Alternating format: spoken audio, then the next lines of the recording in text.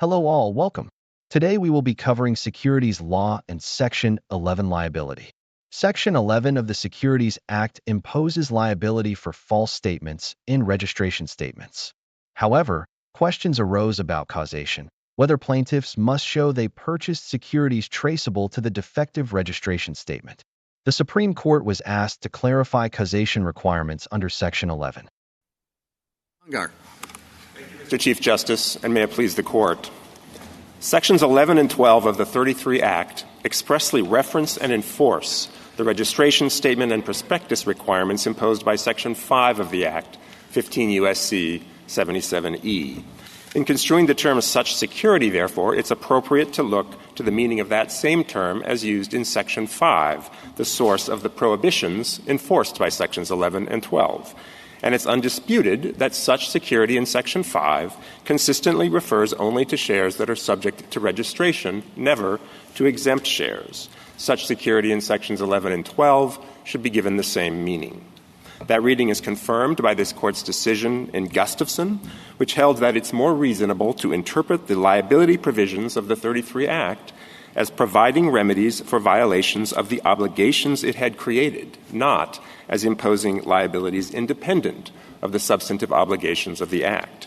Respondents' contrary interpretation would run roughshod over the core statutory distinction between registered and exempt shares, which is fundamental to the structure and operation of the 33 Act.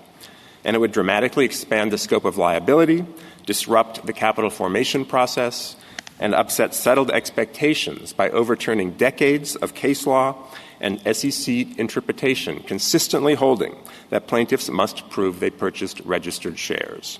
Respondent can't identify a single case in the 90-year history of the Securities Act imposing Section 11 liability on exempt shares. Congress, despite revisiting the Act numerous times over the years, has been content to leave the law that way. This Court should reject respondents' attempt to overturn that long-settled understanding. I welcome the Court's questions. You mentioned 90-year history, but have we had direct listing before? I mean, that seems to be what's causing the problem.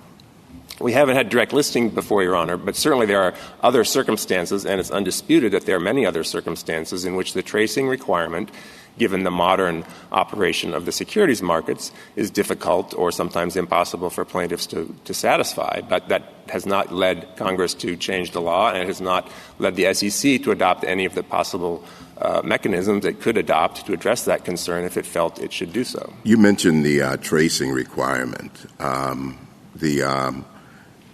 Could you speak a little bit about where that comes from and why there's a tracing requirement?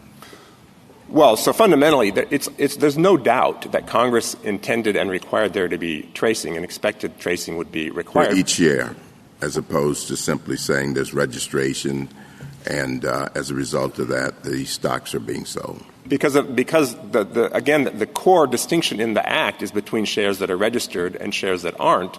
So, for instance, putting aside the issues in this case, Section 12A1, which creates a cause of action for unregistered shares. In order to prevail on that cause of action, a plaintiff obviously has to prove that they purchased unregistered shares, not registered shares. That's been in the Act from the beginning. So there's no doubt that Congress knew that plaintiffs would be required to trace. The same is true under Sections 11 and 12A2 for all the reasons that we've articulated. Finally, why do you think that 11 and 12 rise and fall together? We do, and this Court's decision in Gustafson, I think, makes that same point. A core rationale of the Court's decision in Gustafson, as I said, is that the liability provisions imposed by Sections 11 and 12 should be construed extensively with the obligations they enforce. The obligations they enforce arise under Section 5, which imposes an obligation to register particular securities, the shares that have to be registered, and requires a prospectus to be delivered only in connection with particular securities, namely registered securities. But isn't 12A2 broader? I understood 12A2 to also include at least some exempt shares. So I go back to what Justice Thomas was just saying about them rising and falling together. It seems as though 12A2, at least, that liability provision is broader. You're correct, Your Honor, in that Section 12A2 expressly brings back into the scope of liability certain categories of exempt shares, namely those exempted by Section 3, which exempts particular classes of securities from other obligations of the Act. So under Section 12A2, Congress specifically spoke to the question of which exempt shares should be subjected to liability. Right, but doesn't that undermine your sort of broader point that all of the liability that Congress was thinking about with respect to Sections 11 and 12 run to registered shares? I mean, we have a discussion in 12 that, as you say, points to certain exempt shares and, I think, preserves liability with respect to those. So, well, it does, again, because Congress explicitly said so. But importantly, the parenthetical that brings Section 3 exempt shares back into the scope of liability under Section 12A2 refers only to Section 3, not to Section 4. And this Court in Gustafson relied on that distinction. It said that silence, that congressional silence with respect to Section 4, as opposed to the congressional reference to Section 3, must be given effect. But why would it need it to have mentioned Section 4? On Section 3, it needed to do that because it's Section 12 itself states that it applies to most securities exempt under Section 3. But Section 4 really exempts only certain transactions. Correct. Not all unregistered, only certain transactions that are unregistered. Correct. So it seems to me that the negative of Section 4 is if it's not mentioned, it's covered by 12. Well, this Court in Gustafson expressly addressed that question and said exactly the opposite. That the important distinction is that what the Court was saying in Gustafson. No, but Gustafson was dealing with what the prospective had to contain. It wasn't dealing with this question of what the meaning of by means of a prospectus has to say. Well, with respect, Your Honor, it was. The Court in Gustafson said that by means of a prospectus limits Section 12.2 to public offerings. That's at page 577. And it said at page 571, liability under Section 12.2 cannot attach unless there is an obligation to distribute the prospectus. The obligation to distribute the prospectus is limited to registered shares. Mr. Hunger, I thought, though, that direct share sales could only happen under at least the SEC rules with the registration statement. No, Your Honor. There are no registration statements required to do direct sales at all? Well, I guess I'm not sure what you mean by direct sales. So a public offering, which by definition is an offering that's not exempt under Section 4, requires a registration. I'm talking about direct listings, okay, rather than sales. I'm sorry. Yes. Sorry. But I thought the SEC required before you had a direct listing, you had to file a registration statement. Well, the NYSE rule requires a registration statement for a direct listing, but only with respect to registered shares. It doesn't apply by definition. But there is still a requirement that you have a registration statement before you do a direct listing. Sure, just like there's a requirement that So there is an internal referent in Section 12 the way there isn't in Section 11. Judge Friendly and Barnes thought that was significant, and you rely heavily on Judge Friendly, and it's a good source to rely on in Section 11. But, what helps you with 11 hurts you in 12, at least in Judge Friendly's mind. And why was the great old man wrong?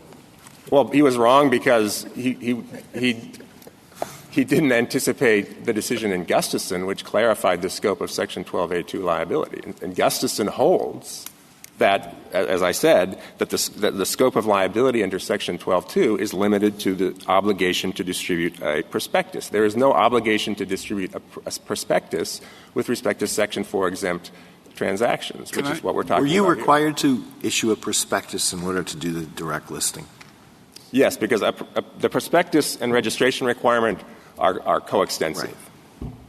The questions that Justice Gorsuch is asking and Justice Sotomayor about 12.2 raised for me a question, which is there's a lot of law out there about Section 11, and starting with Judge Friendly's opinion and going all the way down. There's not a lot of law out there on the Section 12 issue, and I'm a bit concerned about deciding that issue without the SEC here, without more law out there, without knowing more about the Section 12 issue. So that's what I'm thinking. Your Honor, the Section 12 issue has not come up very much because of the limitations on Section 12 in other respects, I think. But this Court's decision in Gustafson — Could you explain that when you have a moment? I don't want to take you away from — why hasn't the Section 12 issue come up? Okay. So take it now. Okay. Yeah. I think so. There have been some cases, and the cases since Don't Gustafson — forget mine. There have been some cases, and the cases since Gustafson have agreed with our position, as I understand it, but it's not a lot of cases.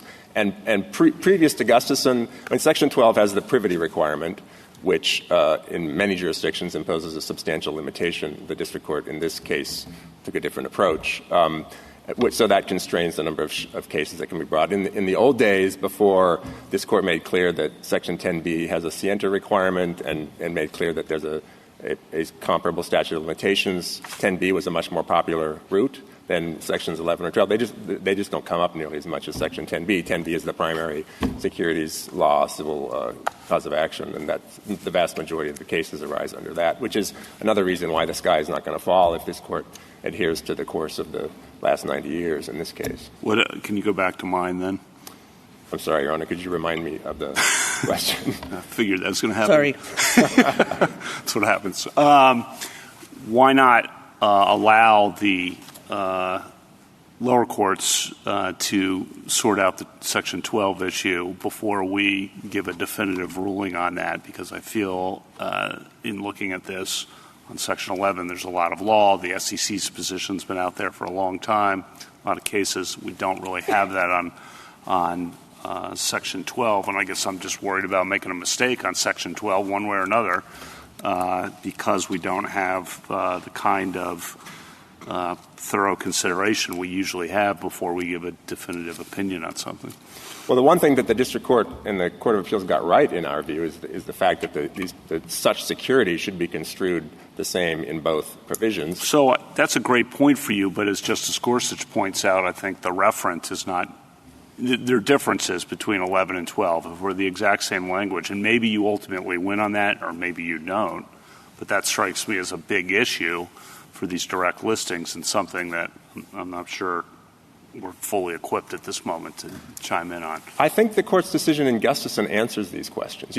The fundamental logic — and I read it a lot, and I didn't come away with, like, this is the clear answer to the Section 12 issue. Maybe I should have. The fundamental logic of the Gustafson decision is that Section 12A2 is limited to public offerings. That is, public sales by the issuer, the controlling shareholders, underwriters, that category. It doesn't extend to the other kinds of sales of securities, which the Act describes, which are exempt transactions. If we put Gustafson aside for just a second, I mean, everything about Section 12 reads differently from Section 1.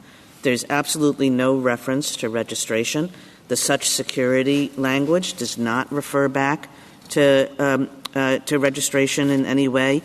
It talks about prospectuses, but it also talks about oral communications, which suggests that it's broader than the registration context. And, it has the specific exemption. So there's really nothing in Section 12 that makes it like Section 11. Well, I mean, putting aside Gustafson kind of ties one arm behind my back. No, I mean, because there's a different views of exactly how far Gustafson went and what it says. And one view is Gustafson is just talking about what a prospective means, and it's not talking about this question of what it means to, by means of a prospectus. So anyway, and there are contested views of what Gustafson means. We always look at the language of a statute. It's just one of the things that we do. And the language of Section 12 is not the same in every relevant way.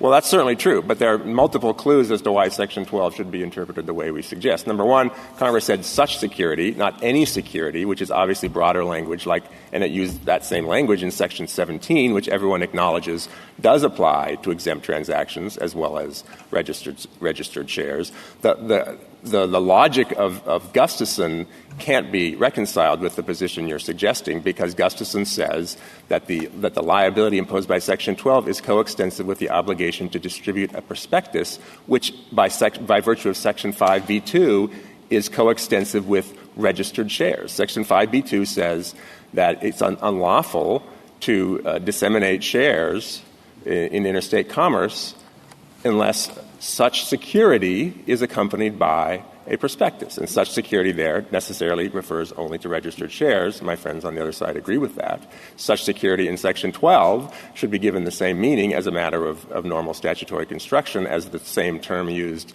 in the provision that it's enforcing. And again, do we know what the SEC thinks about your Section 12 argument? Not that we would necessarily defer to it, but it's usually informative. I don't know that they have specifically taken a position on that question. Obviously, they have taken quite affirmatively and repeatedly a position on the Section 11 question, including in this court, in the Herman and McLean case, where they told this court explicitly that Section 11 provides a cause of action only for purchasers of registered shares. We've cited that brief in our opening brief. And they chose not to participate in this case, obviously concluding that the prior position they'd taken before this court was sufficient. Mr. Hunger, I guess another way of asking the question my colleagues are getting at is, would the sky fall? Should we answer the Section 11 question in your client's favor, vacate and remand without addressing the Section 12 question? Well, certainly it would fall in this case because the Court of Appeals answered that question, and it answered it wrongly. And we're going to vacate its judgment in light of your arguments, supposing we were, in light of your arguments on Section 11, and maybe it should reconsider its Section 12 ruling in light of that.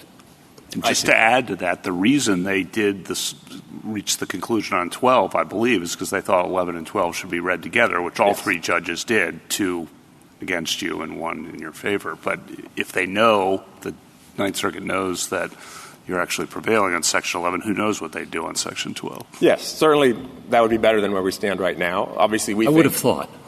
We obviously think that in light of the Court's decision in Gustafson, it necessarily follows. I mean, again... we've got I've got Gustafson, even if I can't pronounce it correctly. but that would be an available course to the Court in your mind. Yes. I mean, there are further textual reasons, even putting Gustafson aside, why our interpretation of Section 12 is correct. I mentioned the any versus such, which, a textual distinction. This Court normally gives meaning to those distinctions. It's also true in Section 3 of the Act. Congress referred to classes of securities. Respondents' interpretation of such security would essentially rewrite it to mean the whole class, and yet Section 3 of the Act makes clear that when Congress intended to refer to classes of securities, it said so, and it didn't say so in Section 12. It said such security, which again should be given a parallel construction to Section 5. But can you help me to understand, though, going back to Justice Kagan's point, all of the differences that we see between 12 and 11? I mean, you're pointing to 2 areas that you think are similar, but it seems as though liability arises from the offering or selling of a security by means of oral communication, which doesn't have anything to do, I guess, at least on its face, with a prospectus. And so why would you have to have a registered share in order to give rise to that kind of liability?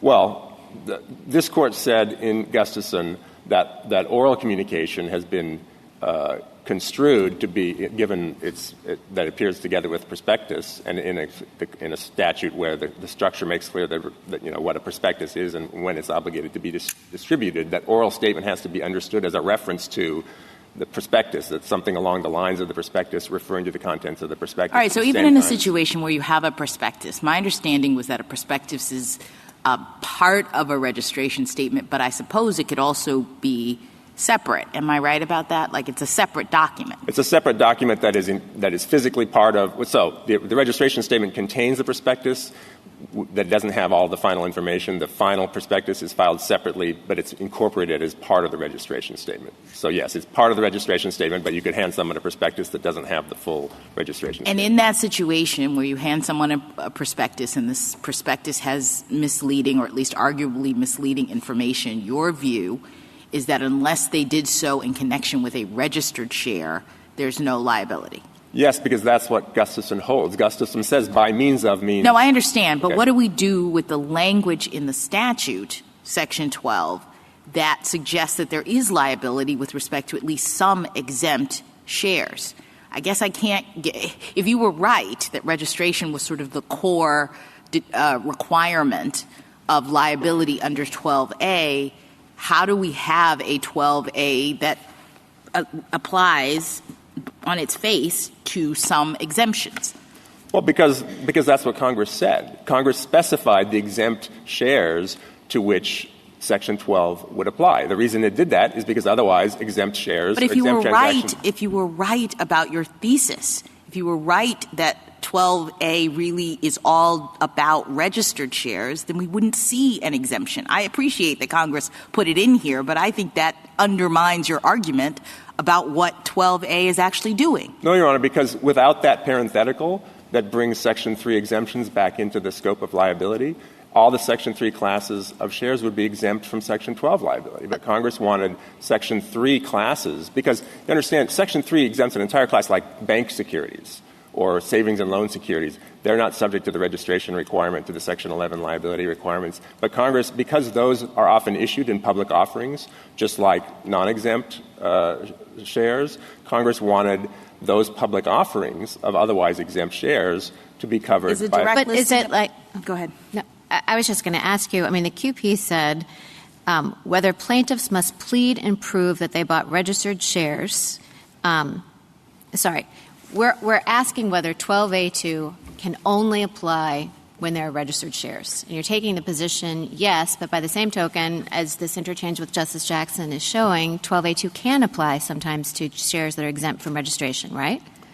Yes. So why isn't that, classes. if we decided it very narrowly to avoid some of the problems Justice Kavanaugh is flagging, couldn't we just say no? The answer to that is no, because it applies, as Justice Jackson was saying on its face, to some shares that are exempt from registration. So, we don't have to decide the limits. This isn't a Section 3 case. This is not a case involving a Section 3 exempt class. So you would just read that exemption very narrowly is kind of your answer to Justice Jackson. I'm sorry, read that language about Section 3 and saying which non-exempt shares are out of 12. You just read it very narrowly. I would read it according to the text. Congress said Section 12 imposes liability, which this Court said is generally speaking contemporaneous with the prospectus requirement, except there's an exception. Congress made an exception to that limited scope. The exception is, but we're bringing back into this the classes that are exempted by Section 3. So in addition to most securities where the rule is only if there's a prospectus obligation and therefore only if there's a registered share can you have Section 12 liability. In this limited category of cases, namely Section 3 exempt classes, you can also have Section 12 liability even though there's no prospectus obligation. But that has nothing to do with this case because this case is not a Section 3 exempt class. It's a Section 4 exempt transactions case. And Congress did not say, and we also want Section 4 exempt transactions to be covered by Section 12. And that makes perfect sense because Section 4 exempt transactions, by definition, are not public offerings. That's why they're exempt under Section 4. That's what the Gustafson Court said in explaining why Section 12, putting aside the Section 3 exception, Section 12 is limited to public offerings, that is, offerings that are not exempted by Section 4. Can I ask you a question about Section 11? The former SEC officials' amicus brief suggests that they expected that in a direct listing, the registration statement would cover all the securities, all the shares, and they say that your position would essentially transform the 33 Act into an opt-out regime for direct listings, and that we shouldn't do that, and that was contrary to the SEC's expectation when they tackled this issue. You just want to respond to that? Yes, Your Honor. That's clearly wrong for multiple reasons. In the first place, the SEC approved the registration in this state, in this case, and indeed allowed it to take effect in advance of the normal time frame after reviewing it. The registration makes very clear at page 235 of the Ninth Circuit excerpt of record that in addition to the 118 million registered shares being made available, there are already 165 million exempt shares free to trade under the SEC's own rule that addresses the Section 4 exemption. So it's perfectly clear the SEC knew there would be additional exempt shares that weren't being registered that would trade and already were free to trade even before the direct listing. Beyond that, the SEC in 2020, in the order that's discussed in the briefs where it approved the most recent version of the NYSE direct listing rule, a commentator raised concerns about Section 11 liability in the direct listing context. They said, gee, it's really hard to prove Section 11 liability in the direct listing context because it's hard to trace. And the SEC acknowledged that, said, well, yes, that's true, but there are lots of circumstances in which tracing is different in the modern securities market, and that's not a reason not to approve the rule change. Could the SEC fix this, or can only Congress fix this? The word fix is loaded, but you know what I mean, change this. Yes, the SEC could fix this, and if I may, I'd like to finish my answer to the previous question, sure. Because this is important. This conclusively demonstrates that the argument on the other side that direct listings were supposed to require exempt shares to be registered is just wrong. It would have made no sense for the SEC to be talking about the difficulty of tracing in the direct listing context if the SEC thought that exempt shares had to be registered in a direct listing. There would be no tracing problem if direct shares had to be registered in a direct listing. So obviously the SEC knew and understood and expected that exempt shares would not be registered in a direct listing. The SEC and the amicus brief by Chairman Clayton of the SEC, who was the chairman at the time that order was issued, and Professor Grunfest identifies a number of things the SEC could do to address this if they thought it was a problem. They have chosen not to do any of those things to date. They have the power to do it. And the law and business professor's brief also suggests that a recent regulatory change after this case, the creation of the consolidated audit trail, may facilitate tracing in the future. That remains to be litigated. But again, the SEC has ample authority to address this if they think it's a problem. Thank you, Mr. Hungar. You indicated that the reason the SEC wasn't here because they obviously adhered to the prior position that they had expressed. Do you have any evidence for that? No, Your Honor. But we think that's a reasonable inference, since if they had wanted this Court to be aware that they had a different position, I would think they would have told the Court. Justice Thomas?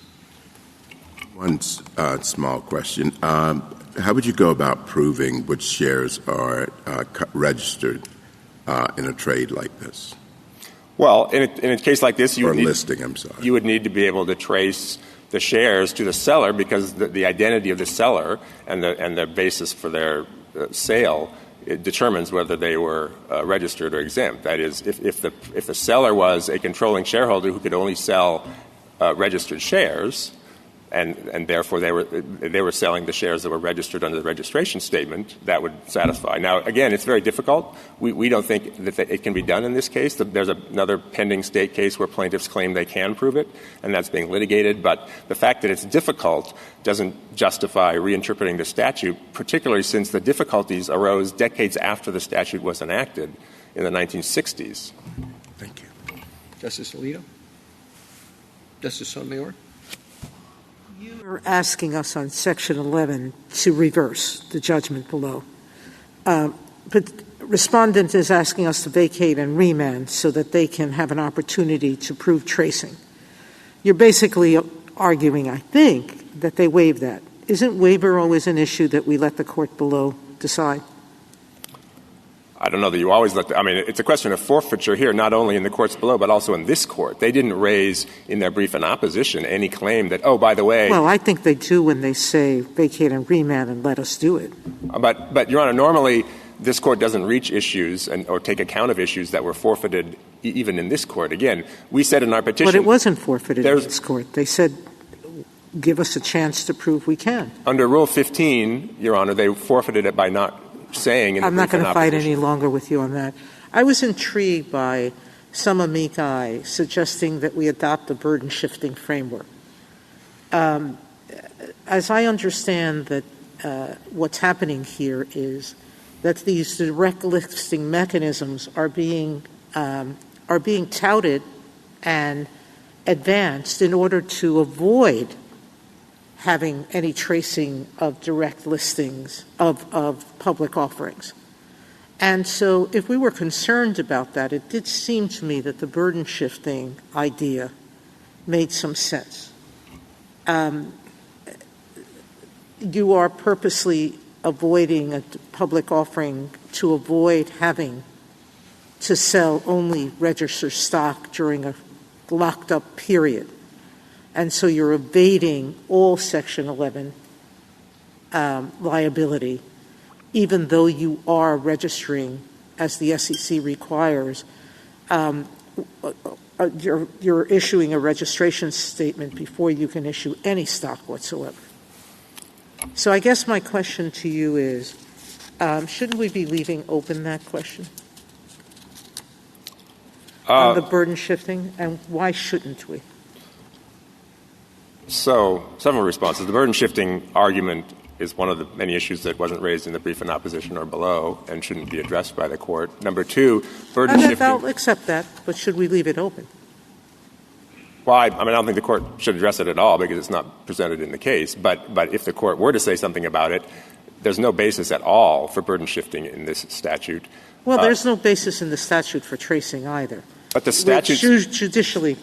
Well, again, as I said, Section 12A1 shows that Congress necessarily mandated tracing. But beyond that, the statute in Sections 11 and 12, Congress very carefully addressed the question of burdens. It specifically assigned certain burdens that would normally have been on the plaintiff to the defendant in both of those provisions, such as the burden of proving a lack of negligence or due diligence. And so Congress has spoken very specifically to the question of burden allocations, and this court should not essentially redo Congress's work for it and decide that additional burdens should be placed on the plaintiffs.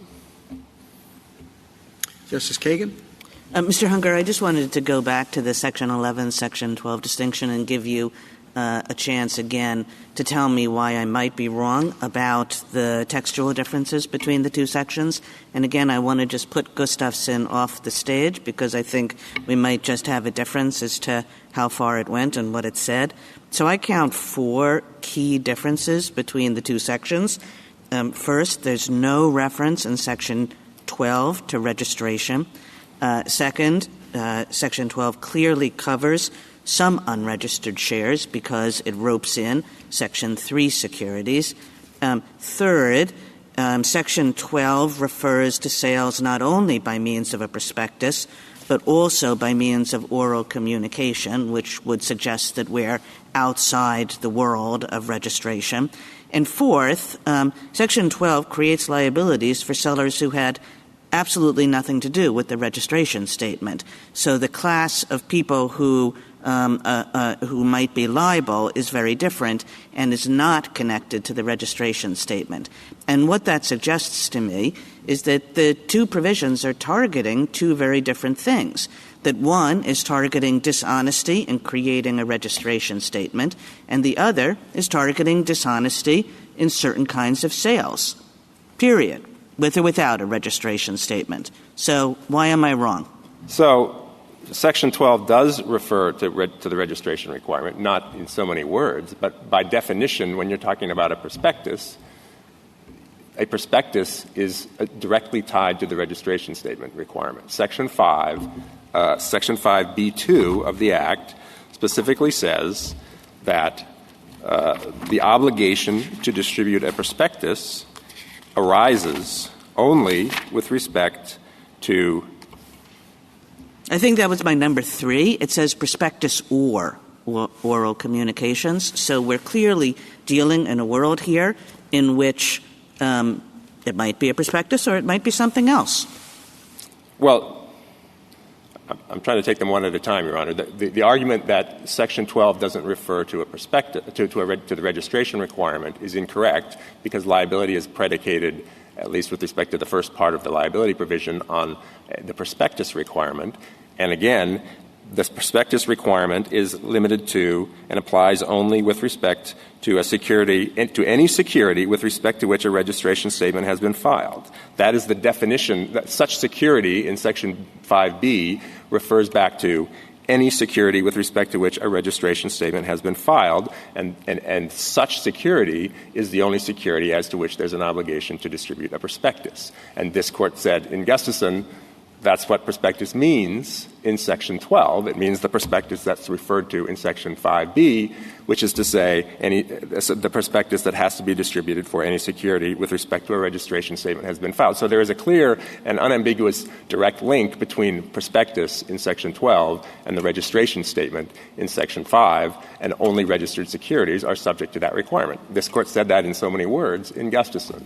So with respect to oral communication, again, what this Court said in Gustafson Justice, and what the courts of appeals have said under nociter socius or whatever that canon of construction is, that oral communication can't mean every oral communication, because given that prospectus is limited to the prospectus referenced in Section 5 and applies only to registered shares, it would dramatically expand the scope of liability in a bizarre way if the only misrepresentations in a writing that were actionable were in the prospectus applicable only to the registered shares, but then like oral communications opened the door to all sorts of suits based on oral communication. So this court in Gustafson indicated, and the courts of appeals have consistently held, oral communication means an oral communication relating to the prospectus, not some unmoored type of oral communication. So again, if it has to relate to the prospectus, that means it's tied to the registration requirement.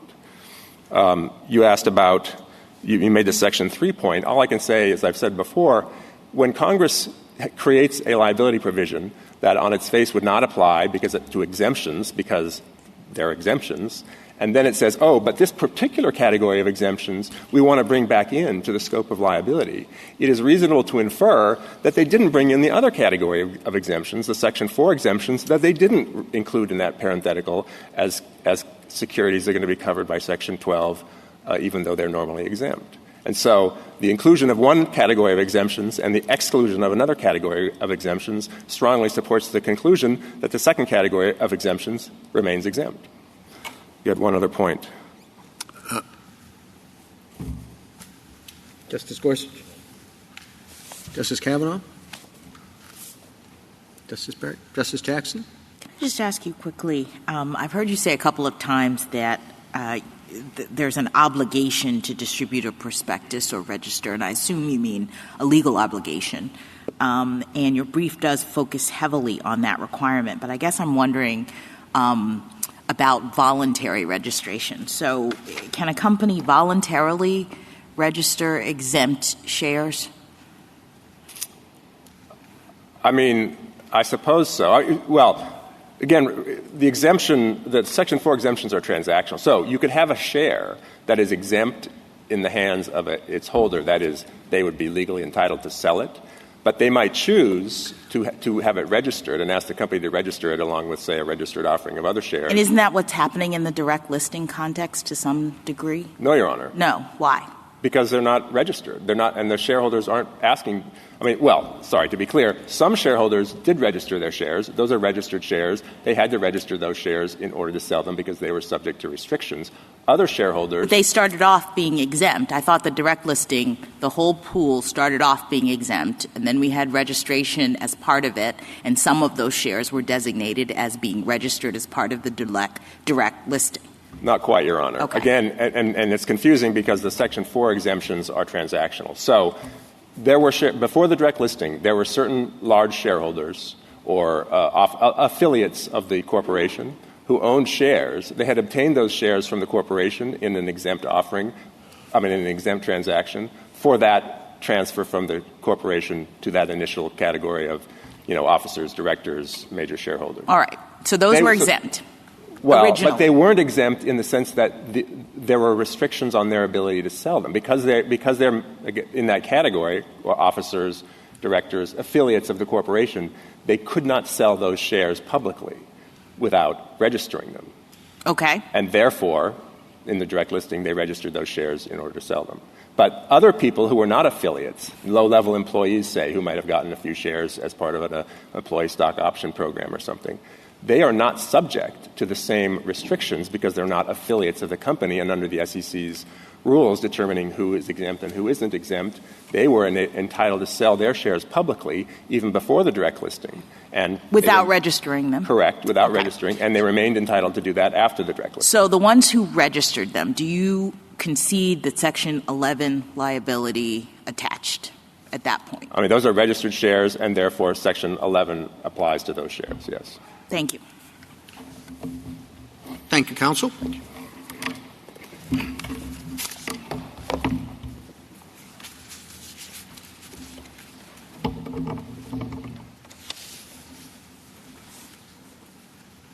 Mr. Russell. Mr. Chief Justice, and may it please the Court. Everyone agrees that such security in Section 11 refers in some ways to the registration statement challenged as misleading. The question here is the precise nature of that relationship. Petitioners say such security refers exclusively to what they call registered shares. But the statute doesn't use that term or provide a definition for it, and neither do petitioners.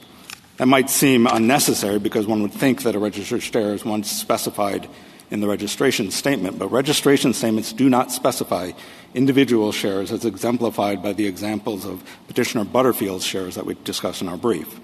Instead, what registration statements do is they do not act at the level of individual shares. Instead, they act at the level of a public offering of securities, not shares.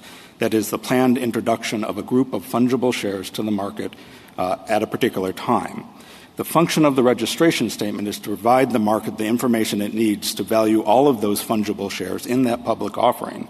And the function of Section 11 is to provide investors confidence that they can rely on the integrity of that market price, even though some of those shares could have been sold in some other transaction without a registration statement.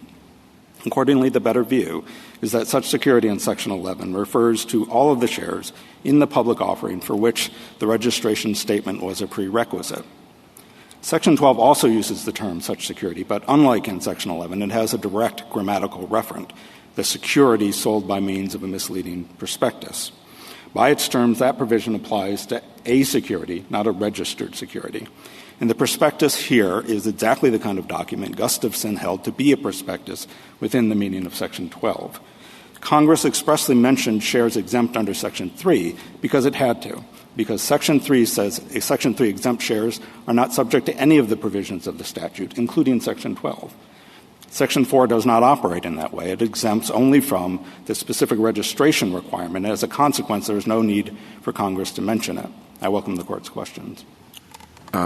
Would you comment on the tracing requirement? Mr. Hungar said, I believe he said it was always there, and I'd like to see hear your reaction to that. Sure. What he is referring to is a series of cases, starting with Barnes, in which the Court said not that you have to show that you purchased a registered share, because all the shares in Barnes and all the cases that followed were registered shares. The question was registered under which registration statement? Were they registered were they part of the offering made possible by the allegedly misleading registration statement, or had they been issued previously, which is what happened in Barnes, under a registration statement that was not misleading? Those courts do not address the question in here. They ask which registration statement, which registered offering, and sometimes they use that term. They say you have to trace your shares to the registered offering. None of them say you have to show that you purchased a registered share, because it didn't matter in any of those cases. And indeed, the only case that they cite to that even addresses this question of the distinction between exempt and registered shares is the Fifth Circuit's 2005 decision in Krim. That is not the kind of circuit consensus that Congress could have ratified. And instead, the proper understanding of those cases is they are addressing a different question. And if anything, they are consistent with our view that the focus of Section 11 is on the registered offering, because everybody who purchases in that offering is going to have their shares valued based on that registration statement, whether the share could have been sold in another kind of transaction or not without a registration statement. And finally, should Sections 11 and 12 rise or fall together? No, they definitely do not. They have very different language.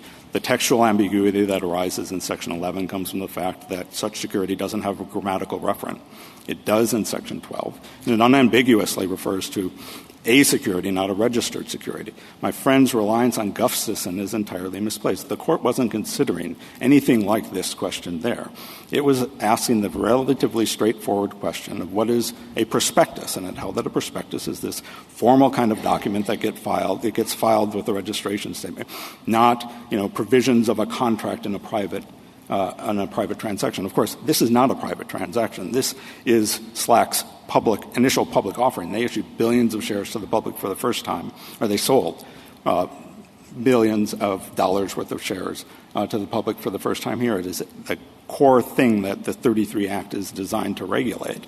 But they claim to have found a way to get out of Section 11 liability, not only in this special context about direct listings, but even in the more typical and much more consequential context of regular IPOs, because I don't think this Court can write a decision adopting their interpretation without opening the door to issuers allowing some exceptions to their lockup rules that would result in the immediate introduction of exempt shares at the same time as the IPO shares. What is your understanding, Mr. Russell, of why that hasn't happened before now? Because I would think if this is an unsettled question, somebody would have tested exactly that. You know, just in a regular IPO, you also include some unregistered shares. But we haven't seen that. Why not? We haven't seen that. And the important thing is we haven't seen any cases saying you can do that either. You know, petitioners insist that this has been settled for a long time, that they absolutely have the right to engage in this kind of stratagem. But every time they say that, they don't cite any cases. Do you know of any issuers that have done that? Certainly, I am aware the SEC in that 2020 order notes in a footnote that not every lockup period has, that some lockup periods have exemptions. I'm not aware, to answer your question, of anybody raising this argument in the post-lockup period context. I suppose. But do you think that there would be no distinction between the two in terms of the law that's being argued about here? I don't see how you could. Their position is that as soon as exempt shares enter the market, you have to trace and show that the shares that you identified are registered shares and not exempt shares. And that there's no difference between the post-IPO lockup period and a direct listing in that respect. And they insist, and the Fifth Circuit in Crim has held, that that's impossible to do. That as soon as it enters the share shares get intermingled, including in the share depository and in the book, the street listings and brokers. And at the very least, even if it's not completely impossible to conduct that kind of tracing, it is surely exceedingly burdensome. Keep going. Sorry. Exceedingly burdensome not only for the parties, but also for the courts and the juries who are going to have to determine the registration status of perhaps millions of individual shares of stocks, and on the third parties who will be subject to discovery, the brokers, the share depositories, in order to engage in this exercise. One of the things that's said on the other side in the amicus briefs, I think, is that you have a problem going the other direction from the status quo, that in a typical IPO, the issuer's liability ends with the end of the lockup period. But your theory, if we were to accept it in Section 11 cases, would allow liability to go on even after the lockup period. So two things about that. I think there are things that they can do to cut the liability off. But they don't cite any cases for the proposition that they get to cut the liability off either. And they certainly don't cite any cases. But that would be just the premise. That would be a big change from the status quo in IPOs, right? They have not established that is the general rule in IPOs, that you get to cut off that liability in that way. It may be the practice in some lower courts. It is not. There's no circuit consensus about that, and certainly this Court hasn't held. But a lot of suits that we're not seeing, kind of to Justice Kavanaugh's point? The cases where people are including the post-lockup IPOs shares in them. Yeah. I don't know. I mean, nobody has cited this Court cases one way or the other about that body of cases. I will say what issuers maybe it's because can do. people think they can't bring them. I mean, it seems kind of, to Justice Kavanaugh's point, the status quo is that after the lockup period ends, these suits don't go forward under Section 11. Well, two things about that. One thing I think, even on our view of the statute, that an issuer can do is withdraw the registration statement at the end of the lockup period. Slack did something similar in this case. After 90 days, they withdrew the registration statement. And so that provides them that kind of protection. The difference between that solution and what they're proposing is that if you adopt their view, they don't only cut off liability after the end of the lockup period, they can, simply by having a limited exception to the lockup period on day one, eliminate all liability altogether, including for all the shares in the IPO, because as soon as they let a single share, exempt share, onto the market, which they can easily do, it doesn't harm their interests of the underwriters because they don't have to let enough in that's going to affect the share price. As soon as they let in even a small number of shares, we've got this intermingling that they say requires tracing that they say is impossible to do, and the Fifth Circuit has agreed.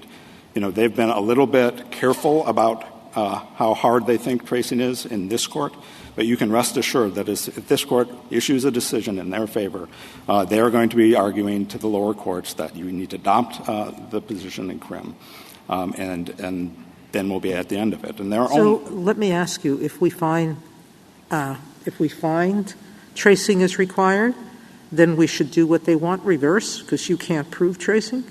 No, I think you should leave it to the lower court. It is true we pled in our complaint that the shares were traceable, but we did say during the briefing that if what that means is we have to show the exemption status of every share that my client purchased, we couldn't do that. And I think you can just leave it up to the lower courts to say whether that precludes us from being able to take advantage of the additional Because I was briefing. seeing the numbers. You could prove that a certain percentage of your stock had to be registered, correct? I certainly think we can meet the Iqbal and Twombly standard by showing that it is not only plausible but virtually certain that my client purchased some registered shares. And I think that's all you have to do to establish standing. Everything else is a damages question.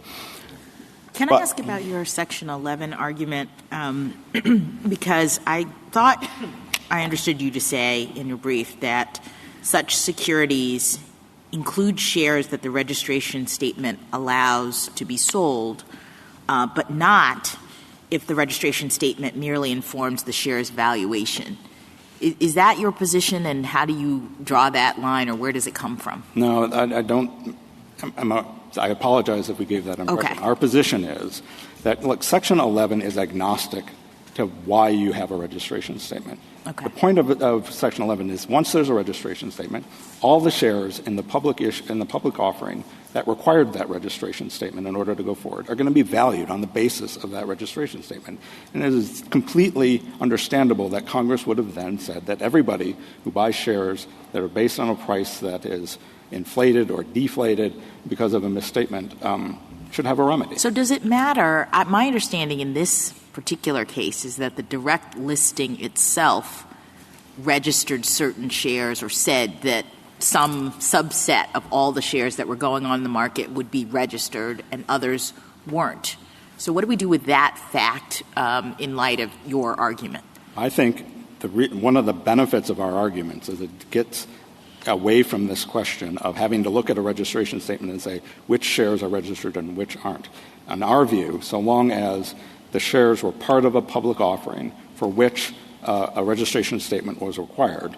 No, I understand that, but don't you have to persuade us that that's what Congress intended with respect to Section 11? And so why is it that you can have a world in which the registration statement speaks to certain shares as registered and certain as not, and under your view still all of them implicate Section 11? So two responses to that. One is, I think, a premise of your question is that registration statements identify specifically identifiable shares, and that's not the case. So if you look at the Slack registration statement here and look at the shares of CEO Butterfield, they say he has 41 million shares and he's registering 11 million of them. There's no way you can tell from that registration statement which are the 11 million and which are the 30 million that aren't registered. Yet they would have my client have to prove, even though we know for sure, if he paid $40 directly to Mr. Butterfield and got a share, he could not tell whether that share was registered under this registration statement or not. And that's because registration statements pave the way for public offerings. They do not register individual shares. Well, he can't. The reason he can't is because the statute says such security. I mean, that's the big hurdle for you to get over. I don't think unless your argument is, and I'm not dismissing it in any sense, but it's simply a practicality argument. You say that Congress must have intended everybody to be able to sue and that we should not be too punctilious about looking at such and such security. No, we acknowledge such security requires a relationship with the registration statement. My point I was just making is that they have this idea of what a registered share is, which in order to work requires registration statements to identify specific individual shares, and they don't. If my client knew that he had a particular share, if he got a paper certificate, he could not look at the registration statement and tell whether that's a registered share or not, because the registration statement does not say which of Mr. Butterfield's 40 million shares are registered and which aren't, and that's a problem. The broader point about such security, though, is that their premise is that Section 11 is enforcing the obligations of Section 5 and 4, and that's simply incorrect. Section 4 and 5 describe the obligations of share owners and describe the conditions under which they can sell their shares lawfully. Section 11 doesn't say anything about lawful shares, and it doesn't say anything about the duties of sellers.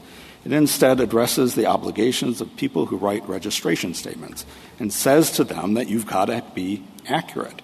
And then the question simply becomes is what is the scope of the remedy provided when that doesn't happen? And we don't think that you can just transport a set of distinctions that were put into the statute to govern the obligations of sellers and when they can sell to that context. It makes perfect sense that Congress would have understood that a registration statement speaks to all of the valuation of all of the shares in the registered offering for which it would file, and it's going to injure everybody who purchases in that public offering. You spoke a few moments ago in the briefs too a bit about this traceability requirement under Section 11 as a standing question.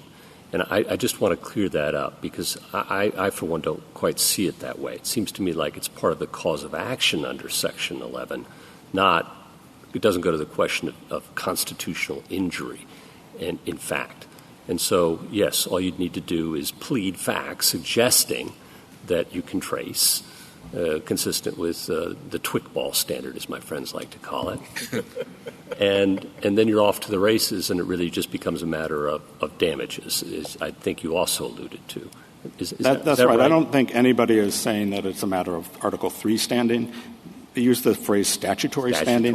But I don't know that's any different than, part of the cause of action. The critical thing, though, is that it is not part of the cause of action that in order to get into the door and to proceed with the case, you've got to be able to show that the registration status of every share. I understand your position on that. But if we were to rule against you on what Section 11 means, it still would enable you to plead, and we're only at the 12b6 stage here, that there are traceable shares. Yes. And plausible facts suggesting some traceable shares. That's all that would be required. That is correct, and that's why, we think if you adopt their interpretation of Section 11, you should disavow any suggestion that they are entitled to affirmance of their motion to dismiss at this stage, because we surely satisfied Twickball or Can't we leave that to the Court of Appeals to decide whether it was forfeited or not? Certainly. So I'm addressing, I think, two different questions. Yes. There's a forfeiture argument, and I think you leave that to the Court of Appeals. Yeah. There is a separate argument about why, maybe you would affirm because we can't, because under your interpretation that requires registration, we don't meet Iqbal and Twombly, and I think you should reject that. More broadly, I think the suggestion on the other side, and certainly the amicus briefs, is that this is a new thing, direct listings, and to take your position here, we would have to depart on Section 11 from a lot of laws, starting with Judge Friendly, that's been around for a long time. And rather than doing that, this is their suggestion, we should leave it to the SEC and or Congress rather than ourselves kind of departing from that longstanding body of law. So that's kind of an institutional argument of sorts that they're suggesting leave it to the SEC, and I just want to make sure you can respond to that. Thank you. I appreciate that. We strongly dispute the premise. The body of law that they are describing does not hold that plaintiffs have to show that every share they purchased was registered or not. The body of law that they are pointing to simply says you have to show that you purchased under the registered offering that was governed by the registration statement that you said was misleading, as opposed to issued under some registration statement a few years earlier that could have been entirely accurate. None of those cases decide the question presented here. Sometimes they use language about registered shares, but it doesn't matter. It didn't matter in that case because they weren't drawing a distinction between registered shares and exempt shares that were issued as part of a registered offering because it simply didn't matter in that case. If I could turn again to Section 12 for a moment. I do think that the plain language of the statute just directly answers the questions here. This is not at all surprising that Congress would say that if you use a misleading prospectus to sell a security, it doesn't matter whether you're using it to sell a registered security or an exempt security, it causes the same harm. And, of course, in a case where you have an intermingling of exempt and what they call registered securities, anybody who is offering those securities for sale is going to make use of that prospectus because they have no way of knowing if they are offering and advertising and marketing registered shares or not, and in all likelihood the people are going to buy some of both. But the harm that Section 11 or Section 12, I apologize, is directed against surely arises whenever that prospectus is used to market securities in that way. And I don't understand any reason why my friends think that the parenthetical that references Section 3 was necessary in order to make clear that exempt shares are a security. Clearly, an exempt security is a security. If you were to lose on Section 11, I'm not saying you're going to, but if you did, the discussion we had earlier about leaving then Section 12 to the Court of Appeals, because I think you raised good arguments on Section 12. The other side raised good arguments about Gustafson. We don't have the SEC. We don't have a lot of case law. I'm speaking only for myself, a bit concerned about saying too much on Section 12 without more confidence about what we're doing. We are the respondents. We didn't want you to take either question. And we're happy for you to leave the status quo the way it is. I do think it is an entirely straightforward textual question. Well, and I do think if you're concerned about – I apologize. It's not. But anyway, keep going. Right. But I would say that, if you're concerned about getting this right without the benefit of the views of the SEC, you should consider digging the entire case, because I don't think, that the concerns that you have about the correctness of the parties' interpretations of Section 12, I think, arise with respect to Section 11 as well, because they are, again, the entire premise of their argument is that the world is divided into exempt shares and registered shares, and Section 11 applies. And exempt shares are exempt from essentially everything in the statute. Section 3 does do that. Section 3 identifies a body of shares that are exempt from nearly everything except Section 12 in the statute. Congress didn't do that for Section 4. Section 4 simply, as I said before, addresses when a certain shares can be sold and in certain kinds of transactions. It is not an overall status that it bestows on individual shares and exempts them from everything in the statute. It's odd that the SEC is not here. Mr. Hungar, given how they come in our other cases, Mr. Hungar suggests the reasonable inference on Section 11 is that they've stated their position before, but I just want you to give us your response to that. I have no idea why they're not here. But I can say with great confidence that the position they expressed before is not a position that directly translates to this case. They are simply they expressed the position that Barnes adopted, which is that you have to trace your shares that you purchased to the registered offering that was governed by the misleading registration statement, not to some other offering that may have had a perfectly fine registration statement. I have read some commentators suggesting that the SG is having trouble with this case and doesn't know what to do. Do you have any indication of that? They're not here. I'm sorry, I just don't know. They haven't. May not be the only one.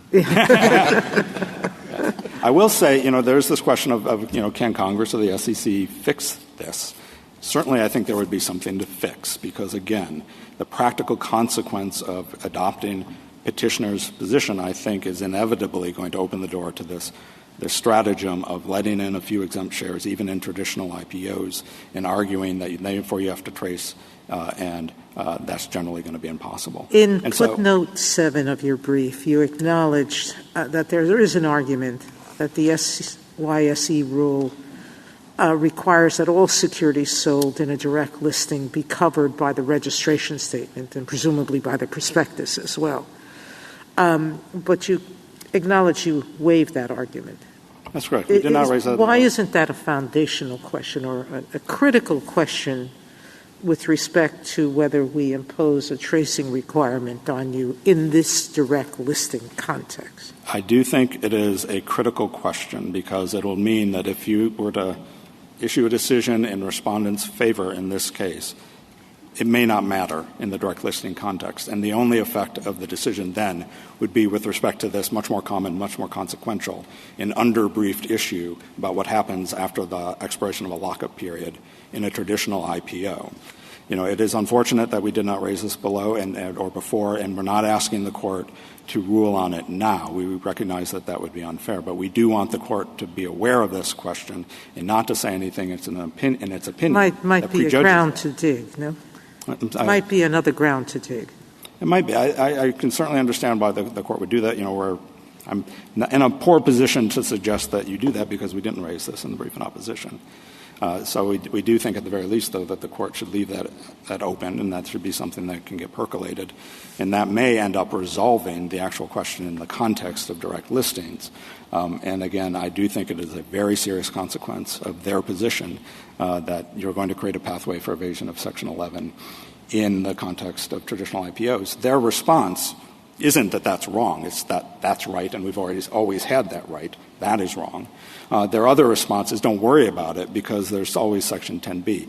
That, I think, is an inadequate response, including because the whole reason Congress enacted Section 11 was because it thought the common law cause of action for fraud that existed before the Great Depression was inadequate. It's not simply that Section 10 provides— Counsel, I think you've answered my question. I apologize. But I'm sorry. Anything further? Justice Thomas? Justice Alito? I wanted to make sure, Mr. Russell, I understood your textual argument because it does seem to me like you have a hard road to hoe here. Granted, such security doesn't have an antecedent, but why shouldn't we read it Mr. Hunger's way? Two reasons. One, Mr. Hunger's way requires you to be able to identify specific shares as registered by the registration statement. As the Butterfield example shows, you cannot do that. How about when it talks about the registration statement becoming effective, and then it switches over to Section 6, and it says a registration statement shall be deemed effective only as to the securities specified therein? Why aren't we talking about those securities? Because the word security there is not share, and it is not referring to individual shares, including because registration statements don't specify individual shares. If you look at Section 7, which then lists what goes into the registration statement, it refers to Schedule A. Schedule A doesn't say that you have to identify specific shares. The closest it comes is in subparagraph 11, which says you have to identify the amount of capital stock, an aggregate question, not individual shares. If you look at the extensive SEC regulations about what goes into a registration statement, it also doesn't require you to identify individual shares. And as I said before, and as the Butterfield example shows, this registration statement doesn't identify individual shares. But I will say, even if you thought that it made sense to talk about registered shares and you could identify them and you knew what they were, it is nonetheless the case that Section 11, I think, simply doesn't follow that line of distinction. That's a line of distinction about the lawfulness of sales. It is about the obligations of sellers. Section 11 is about the obligations of people who write registration statements, and it is not at all strange when we know that every share in a registered offering is going to be valued or misvalued based on what's said in that registration statement. It's not at all unusual to think that Congress would provide a remedy to everyone who is foreseeably injured. Thank you. Justice Gorsuch? Justice Kavanaugh? Justice Jackson? Thank you, counsel. Thank you. Rebuttal, Mr. Hungar? Thank you, Your Honor. Just a few brief points. First, some factual corrections. SLAC did not withdraw its registration statement. It merely withdrew it with respect to unsold shares. So the registration statement remained in effect, and under respondents' interpretation, there would be no end to the liability potential for companies that issue registration statements for the full 3-year period of the statute of repose, which would dramatically change the consensus. Mr. Butterfield and other affiliates of the company could not sell unregistered shares. So if they registered only some of the shares, only those could be sold. That's because it would be illegal to sell unregistered shares because of the exemption that only applies for affiliates, only applies to the shares that are, or rather, there is no exemption for them to sell. They'd have to be registered in order to sell. So only the registered shares, so there's no difficulty determining whether he sold registered shares. Barnes did involve exempt shares as well as registered shares that were already in the market. The case makes that clear. Counsel says that there's no consensus on Section 11. That's simply incorrect. Every court of appeals that had addressed the question, 8 courts of appeals, said that what such security means in Section 11 is shares registered under the registration statement that's being challenged. And that means, as everyone has understood for the past many decades, that in the case of an IPO, once there are exempt shares on the market, the plaintiff must trace in order to bring a Section 11 claim. And as I said at the beginning, respondent does not cite a single case to the contrary in the 90-year history of the Act. So the idea that somehow the norm is that people can bring suits in those circumstances is patently incorrect. The SEC has counsel suggests that the SEC's position is not clear and does not address the question at issue here. That's simply incorrect. Here's what the SEC told this court in the Herman and McLean case. A plaintiff may seek relief under Section 11 only with respect to securities covered by the registration statement. There's no doubt. And in fact, the SEC actually went on to say, even though there could be outstanding securities of the same class, that there would still not be liability, even if people had relied on the registration statement with respect to those other shares. So the SEC's position is perfectly clear. Respondent says that this was a public offering of the exempt shares. That's simply not true. If you look at Gustafson defines what a public offering is. A public offering is an offering is by an issuer or a controlling shareholder. That's what Gustafson says. And that's exactly the point that Gustafson is making, distinguishing between the public offerings that are covered by Section 12, public sales, public offerings that require registration statement and that are by issuers, controlling shareholders, underwriters, and the like, as distinct from the exempt shares that are not public offerings because they're exempt under Section 4, which carves out that different class of offerings for different treatment, including under Section 12. If the Court has no further questions, I thank the Court. We ask that the judgment be reversed. Thank you, Counsel. Counsel, the case is submitted. That concludes the audio recording of the court proceedings. On June 1, 2023, the Supreme Court issued a unanimous 9-0 decision in Slack Technologies, LLC v. Pirani, addressing Section 11 causation requirements. Justice Neil Gorsuch authored the opinion for a unanimous court. The majority held that Section 11 of the Securities Act of 1933 requires a plaintiff to plead and prove that he purchased shares traceable to the allegedly defective registration statement. The decision requires traceability for Section 11 liability. This decision was joined by all 9 justices. This concludes this presentation. If you have thoughts on this case and judgment, do comment below the video. Also, to receive notifications of future cases, be sure to subscribe to the channel. Please share the channel link with your friends and peers that you think may be interested in or benefit from it. Thank you.